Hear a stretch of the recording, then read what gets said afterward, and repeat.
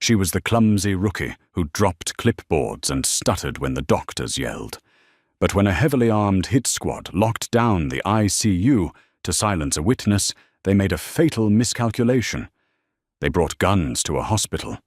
She brought a decade of Tier 1 tactical warfare. St. Jude's Medical Center in South Boston was the kind of hospital that smelled perpetually of bleach and stale coffee. At 2:15 a.m. on a stormy Tuesday, the third-floor intensive care unit was a ghost town, punctuated only by the rhythmic, mechanical sighs of ventilators and the sharp tapping of rain against the reinforced glass. Sophia Jennings was supposed to be the weakest link on the floor. At 32, she was a late-in-life nursing graduate, a quiet, unassuming woman with hair pulled back into a messy bun and scrubs that always seemed a size too big. She had a habit of keeping her head down, apologizing profusely when she bumped into carts and stammering whenever head nurse Margaret Higgins barked orders at her. "Jennings!" Margaret's voice sliced through the quiet hum of the nurse's station. "Did you swap the IV bags in room 410 yet? Or do I need to hold your hand and walk you in there myself?" No, ma'am. Yes, ma'am. I did it," Sophia stuttered, nearly knocking over a plastic cup of pens as she scrambled to check her chart. 5 minutes ago." Margaret rolled her eyes, muttering something about the plummeting standards of modern nursing schools before marching off down the corridor. Sophia exhaled a long, shaky breath, her shoulders slumping. But the moment Margaret turned the corner, the timid, frightened look vanished from Sophia's face, replaced by a cold, calculating stillness. Her eyes, pale blue and sharp as shattered glass, stopped looking at the floor and began scanning the room. She wasn't looking at the medical charts. She was looking at the sight lines. She noted the structural integrity of the drywall separating the nurse's station from the main hallway. She calculated the distance to the nearest stairwell, 42 paces. She noted that the heavy fire doors at the end of the hall could be locked down manually, turning the corridor into a fatal choke point. No one at St. Jude's knew that, prior to enrolling in nursing school, Sophia Jennings didn't exist. Before the name changed the civilian clothes and the manufactured backstory, she was part of an ultra-classified, off-the-books, Naval Special Warfare Integration Program. She was one of the very first women to quietly pass the brutal crucible of Bud/S and be folded into Naval Special Warfare Development Group DevGoru. SEAL Team 6. She had spent the last 10 years operating in the darkest corners of the globe, hostage rescues in Yemen, high-value target eliminations in the Hindu Kush, and deep-cover espionage in Eastern Europe. She had retired after a mission went south in Syria, leaving her with a shattered femur, a chest full of shrapnel scars, and a severe desire to save lives instead of ending them. Nursing was her penance. Her clumsiness was a carefully cultivated camouflage. People ignored clumsy, nervous women. They didn't look closely at them. And that was exactly how Sophia liked it. But tonight, the hairs on the back of her neck were standing on end. The source of her unease was in room 412. His name was Thaddeus Gable. Officially, he was recovering from a severe myocardial infarction. Unofficially, he was the chief financial officer for the Moretti crime family, and he had just signed a cooperation agreement with the district attorney. Gable was the key to taking down the largest organized crime syndicate on the East Coast. Because of this, a uniformed Boston police officer, Danny Riggs, was stationed in a plastic chair outside Gable's door. Riggs was a rookie himself, currently struggling to keep his eyes open while scrolling through his phone, blissfully unaware of the immense tactical disadvantage of his seating arrangement. He silhouetted against the ambient light of the room, Sophia thought wiping down a counter with a disinfectant wipe. No cover, no concealment. If a shooter steps off that elevator, Riggs is dead before he even unholsters his weapon. At 2:30 a.m., the lights in the ICU flickered, hummed violently, and died. The ward plunged into total darkness for 3 agonizing seconds before the emergency backup generators kicked in, bathing the hallway in a sickly dim amber glow. The transition was jarring, but what bothered Sophia wasn't the power outage. It was the silence. The heavy rain outside had masked the sound, but she realized instantly what was missing. The low-frequency hum of the hospital's main server room on the floor below had stopped. The Wi-Fi routers mounted on the ceiling were completely dark. Sophia reached into her pocket and pulled out her smartphone. No signal. She glanced at the hospital landline on the desk. She picked up the receiver. Dead air. "Hey!" Officer Riggs called out, his voice echoing slightly in the dim corridor. He was standing up, tapping his radio. "Dispatch, this is Unit 4. Dispatch anyone else's cell service. Just drop." Jammer Sophia's mind supplied instantly. Someone had cut the hard lines and activated a localized cell site simulator to jam outgoing signals. A heavy metallic thunk echoed from the far end of the ward. The elevators. Sophia's blood ran cold. The elevators were supposed to automatically lock down and drop to the ground floor during a power failure. Someone had manually overridden the system. "Riggs!" Sophia called out, her voice no longer stuttering, the timid pitch entirely gone. It was sharp, authoritative, and alarming enough that the young cop turned to look at her in surprise. "Get inside the room. Now." "What on earth? It's just a power blip." Ding! The elevator doors slid open. 3 men stepped out of the elevator. They were dressed in the dark navy uniforms of Boston police paramedics. They carried heavy black trauma bags and kept their heads down the brims of their caps, obscuring their faces. To the untrained eye, it was a standard emergency response team checking the floors during a blackout. To Sophia, the anomalies flared like distress flares in the night sky. First, they were moving in a perfect staggered tactical column. Paramedics didn't walk like that. Second, their boots. They weren't wearing slip-resistant medical footwear. They were wearing Salomon tactical assault boots, laced tight. Third, the man in the lead wasn't resting his hand on the strap of his medical bag. His right hand was hovering rigidly over his waistband, his elbow tucked in the universal posture of a man ready to draw a concealed weapon. "Hey guys," Riggs called out, stepping away from the door and walking toward them, relieved to see friendly uniforms. "Man, am I glad to see you. The radios are totally jammed up here." "Command, send you up." "Riggs, stop!" Sophia hissed, dropping to a crouch behind the reinforced nurse's desk. But it was too late. The lead paramedic didn't say a word. He didn't even break stride.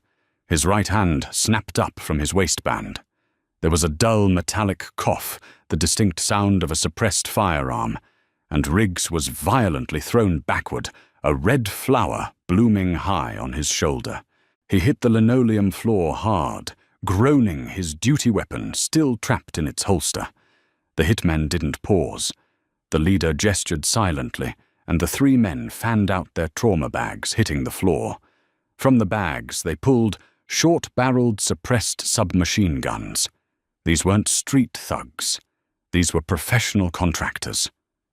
"Clear the floor," the leader whispered, his voice a low gravel. "Find the ledger. Kill Gable. Leave no witnesses."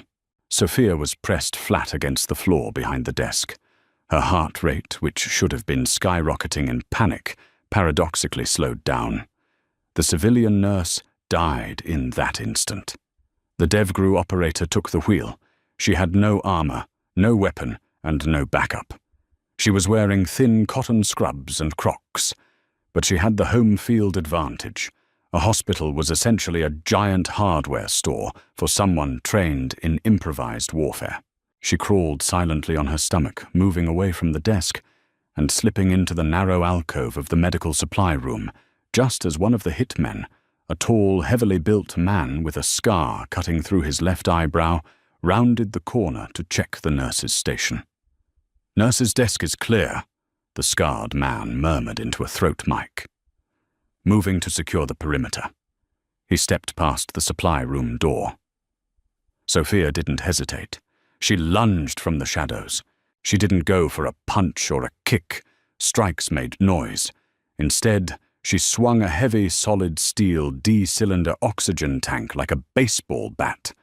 The steel tank connected with the back of the hitman's knee with a sickening crunch.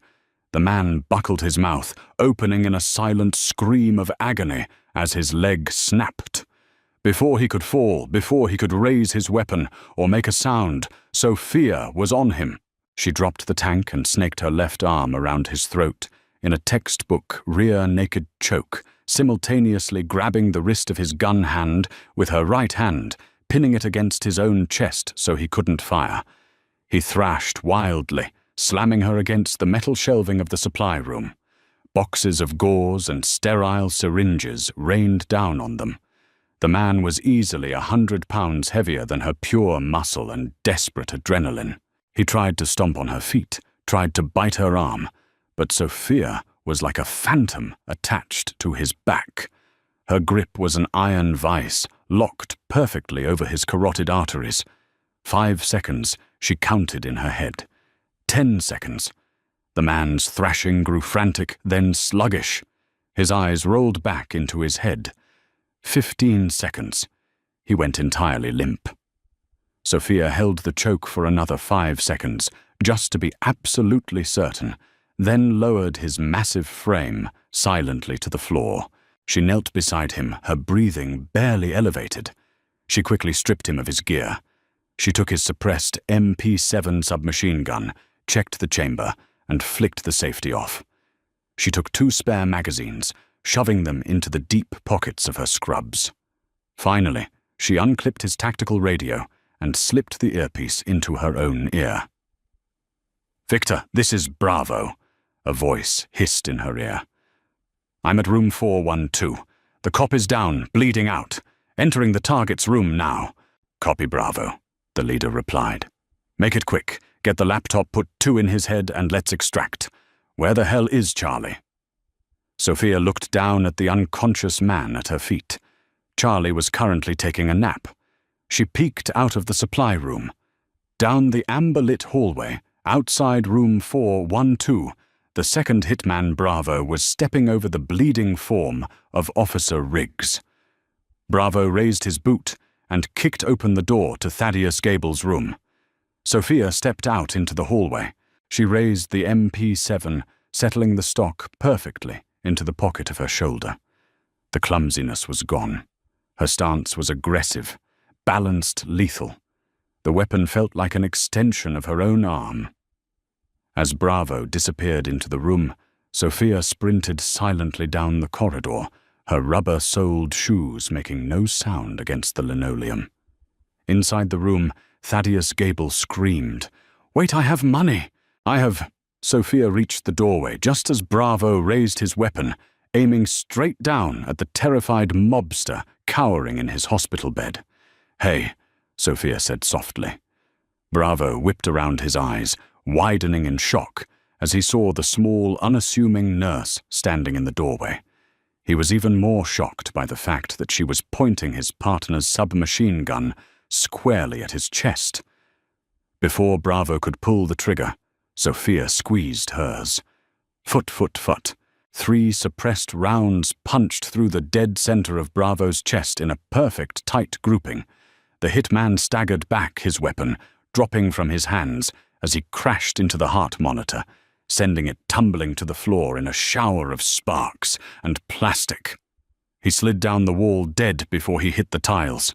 Thaddeus Gable sat up in his bed, his face pale as a sheet, staring at the dead, heavily armed mercenary, and then at his nurse. "Nurse Jennings," Gable whispered, his voice trembling. "What? What did you just do?" Sophia didn't answer. She kept her eyes locked on the doorway, her weapon raised. Through the earpiece, the leader's voice exploded in a furious whisper. Bravo, Charlie. Talk to me, I heard shots. What is your status? Sophia reached up, pressing the transmission button on the radio. Bravo and Charlie are currently unavailable, Sophia said smoothly, her tone eerily calm. And if you don't turn around and get back on that elevator right now, you're going to join them. There was a long, chilling silence on the radio. Who the hell is this? The leader snarled. Just a clumsy rookie nurse, Sophia replied, ejecting the spent magazine, catching it, and sliding a fresh one into the weapon with a sharp metallic click. Come to the nurses' station and I'll show you.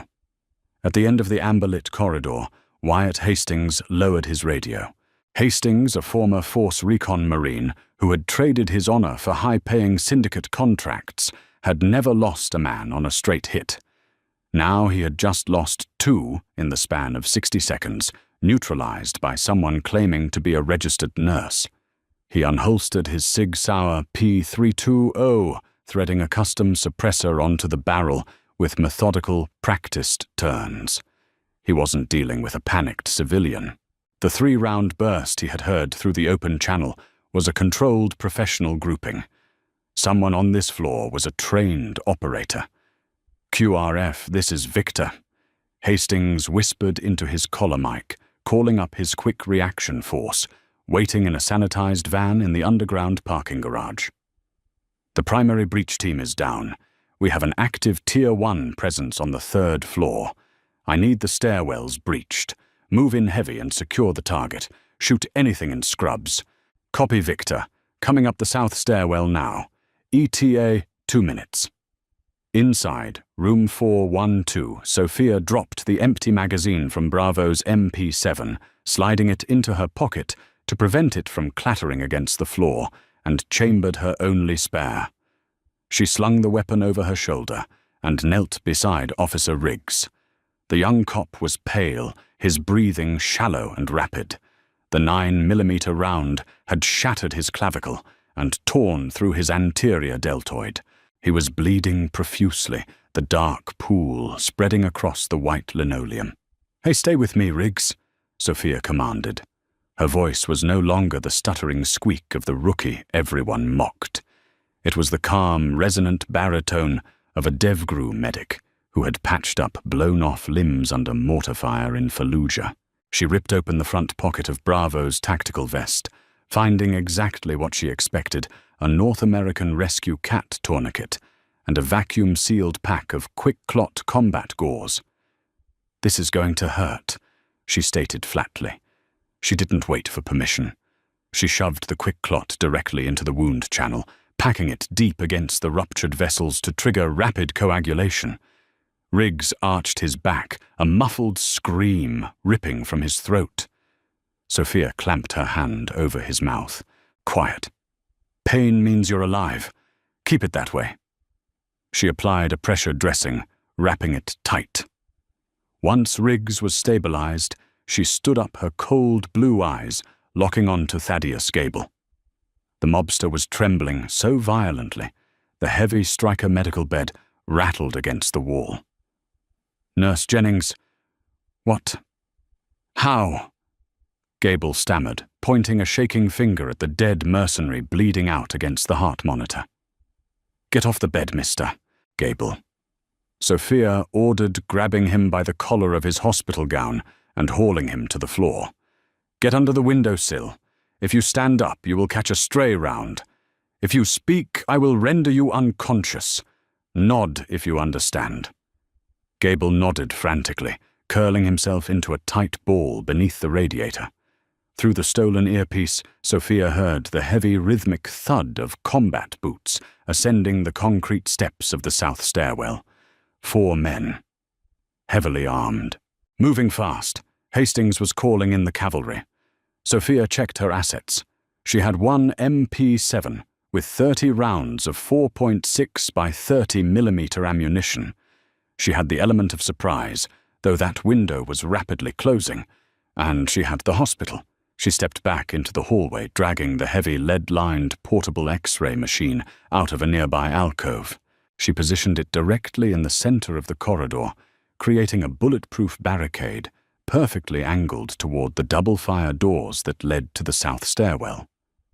Next, she moved to the medical supply cart. She grabbed 3 large pressurized bottles of sterile saline, a spool of heavy-duty surgical tubing, and a rolling IV pole. With terrifying efficiency, she stretched the surgical tubing tightly across the hallway, at ankle height, securing it to the heavy metal legs of 2 supply carts parked on opposite sides. A classic invisible tripwire in the dim light. "Victor, this is QRF. We are at the 3rd floor fire doors. Breaching in 3, 2, 1. Sophia crouched behind the massive metal bulk of the X-ray machine, resting the barrel of the MP7 on the edge of the control panel. She slowed her heart rate. In through the nose, out through the mouth.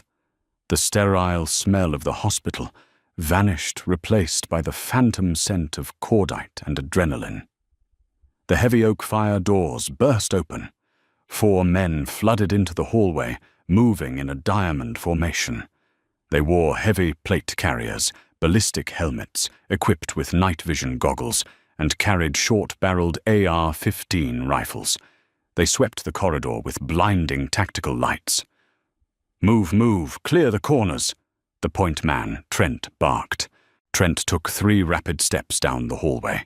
His Salomon boot caught the invisible taut surgical tubing. At a full tactical sprint, the sudden deceleration was catastrophic. Trent pitched forward, his rifle firing wildly into the ceiling as his face slammed into the unforgiving linoleum with a sickening crack. The formation instantly fell apart. Before the remaining 3 men could process the tripwire, Sophia opened fire. She didn't spray and pray. She fired 3-round bursts, utilizing the fatal funnel she had created. Foot, foot, foot. The man on the left, Boyd, took 3 rounds to the upper chest, the armor-piercing 4.6mm projectiles punching right through his level 3 Kevlar. He dropped instantly. The remaining 2 contractors dove for cover, firing blindly down the hall. The deafening roar of unsuppressed 56mm rounds shattered the quiet ICU, blowing out the reinforced glass windows of the nurses' station and shredding the drywall behind Sophia. She ducked behind the portable X-ray machine, the heavy lead lining easily absorbing the incoming fire with heavy metallic thuds. "Flanker!" a voice screamed down the hall. Sophia knew she couldn't stay pinned. She grabbed one of the pressurized heavy plastic saline bottles from the floor. She waited for a break in the gunfire, the telltale 2-second pause of a mercenary executing a tactical reload. She hurled the heavy saline bottle like a grenade down the hallway, right over the X-ray machine. It sailed through the air and crashed heavily onto the floor, right between the 2 remaining shooters. In the dim light amidst the panic, a heavy round object hitting the deck meant only one thing. "Frag drop!" The 3rd man screamed, throwing his arms over his head and diving flat to the ground. It was a phantom threat, but it bought Sophia exactly 1.5 seconds. She vaulted over the X-ray machine, clearing the barricade with a fluid, athletic grace that would have left head nurse Margaret Higgins speechless. She landed in a slide on the slick linoleum, raising the MP7 and firing her final rounds. The 3rd contractor looked up just in time to catch a double tap to the visor of his helmet, the kinetic force snapping his head back and rendering him unconscious before he even hit the floor. The 4th man, realizing he had been tricked by a bottle of salt water, roared in fury and swung his rifle toward Sophia. But Sophia was out of ammo. Her MP7 locked back, open. Without missing a beat, she hurled the empty submachine gun directly at his face. The heavy polymer weapon smashed into the contractor's nose, staggering him backward. Sophia closed the distance in a heartbeat. She didn't use a fist. She dropped her weight, sweeping his front leg. As he fell, she stepped inside his guard, grabbing the barrel of his own AR-15 and viciously twisting it upward, snapping his wrist with a sharp crack. He howled, dropping the weapon. Sophia followed up with a brutal driving elbow strike directly to his temple. The hallway went completely silent. 4 elite mercenaries laid out on the floor, dismantled by a woman in oversized blue scrubs. But the silence was a trap. From the shadows behind her, Wyatt Hastings stepped out from a patient room. He had used the deafening gunfight to slip behind her. He stood 10 feet away, his suppressed Sig Sauer leveled directly at the back of her head. "Turn around slowly," Hastings commanded, his voice vibrating with a lethal edge. Sophia froze. She raised her empty hands and slowly turned to face him. She was breathing hard, a thin cut on her cheek, trickling blood. But her eyes remained terrifyingly calm. "I don't know what agency you belong to, sweetheart," Hastings said, his finger tightening on the trigger. "But you just cost me $5 million. I'm going to blow a hole in your skull, put 2 in Gable's chest, and walk out of here." "You're standing in a puddle, Hastings," Sophia said softly. Hastings blinked, glancing down for a fraction of a second. He was indeed standing in a massive puddle of spilled ultrasound gel and sterile water from the overturned medical carts. It was all the time she needed. Sophia didn't lunge at him. She kicked the power pedal of the Medtronic defibrillator cart she had deliberately staged right next to the puddle before the gunfight began, the machine already charged to 360 joules and rigged with stripped leads, dropping directly into the water, discharged instantly. The massive electrical current surged through the conductive puddle and straight up through the soles of Hastings' boots. Hastings seized violently, his muscles locking in agonizing paralysis. The gun fired into the ceiling as he convulsed, a strangled gasp escaping his throat. Before he could recover, Sophia closed the gap. She drove her knee upward into his solar plexus, grabbed the hand gripping the pistol, and executed a flawless wrist lock. The gun popped free. She caught it out of the air, stepped back, and aimed it directly at Hastings' chest. Hastings dropped to his knees, gasping for air, clutching his paralyzed chest. He looked up at the woman standing over him, the absolute authority in her posture, the cold, calculating detachment in her eyes. Who the hell are you?" Hastings rasped, spitting blood. "Jennings," Sophia replied calmly. "I'm a nurse." She brought the heavy steel frame of the pistol down hard against the side of his skull. Hastings collapsed out cold. 20 minutes later, the wail of police sirens finally pierced the stormy night. Dozens of heavily armed Boston SWAT officers swarmed the 3rd-floor ICU, sweeping the area with assault rifles raised. When Captain Moretti rounded the corner to the nurses' station, he froze. The hallway looked like a war zone. Bullet holes riddled the walls. Blood and shattered glass coated the floor, and laid out in a neat, zip-tied row were 5 of the most wanted, highly trained contract killers on the eastern seaboard. At the end of the hall, sitting on the floor beside a heavily bandaged and fully stabilized Officer Riggs, was Sophia Jennings. She had found a fresh, oversized scrub top to replace her torn one. Her hair was back in a messy bun. "Police, drop your weapons," Moretti yelled, keeping his rifle trained down the hall. Sophia looked up, her hands trembling perfectly. She dropped a bloody roll of gauze, her eyes wide and terrified. Please don't shoot," she stuttered, her voice cracking with manufactured panic. They came to kill Mr. Gable. I was just hiding in the supply closet. They tripped over the carts." Moretti lowered his weapon, looking at the precision-tied combat tourniquet on his officer's arm, the perfectly grouped bullet holes in the walls, and the zip ties securing the unconscious mercenaries. He looked back at the clumsy, crying nurse who was currently fumbling to pick up a dropped clipboard. No one would ever believe her story. But as Sophia looked at the captain and gave him the briefest, imperceptible wink, she knew her secret was safe. She had saved a life today. Tomorrow she would probably drop a tray of pudding in the cafeteria. And that was exactly how she wanted it. Wow, what a story. If you loved this intense, action-packed tale of the ultimate undercover hero, hit that like button. Right now, share this video with someone who loves a badass plot twist.